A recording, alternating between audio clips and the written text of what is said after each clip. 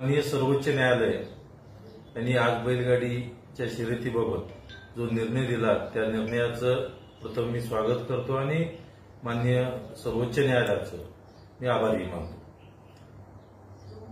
या राज्याचे माजी मुख्यमंत्री विरोधी पक्षनेते आमचे नेते देवेंद्रजी फडणवीस साहेब यांच्या मार्गदर्शनाखाली भोसरीचे आमदार आमचे सहकारी महेशदादा लांडगे यांनी अथक प्रयत्न करून कोर्टामध्ये ज्या पद्धतीनं आपला विजय मिळवला त्याबद्दल मी महेशदादांचे सुद्धा मनापासून आभार मानतो। या बैलगाडीच्या शर्यती होणं हे क्रमप्राप्त होतं, कारण लोकांच्या मधला उत्साह शिवाय ज्या बैलाच्या ज्या पद्धतीनं जोपासना होती, सर्वोच्च न्यायालयाने ज्या पद्धतीनं ज्या अटी शर्ती दिलेल्या आहेत त्या पद्धतीनं यापुढच्या कालावधीमध्ये बैलगाडीच्या शर्यती नक्कीच घ्याव्या या निर्णयाचं सर्वजण या मंगळवेढा आणि पंढरपूर या दोन्ही तालुक्यामध्ये या निर्णयाचं चांगल्या पद्धतीचं स्वागत झालेलं आहे। धन्यवाद।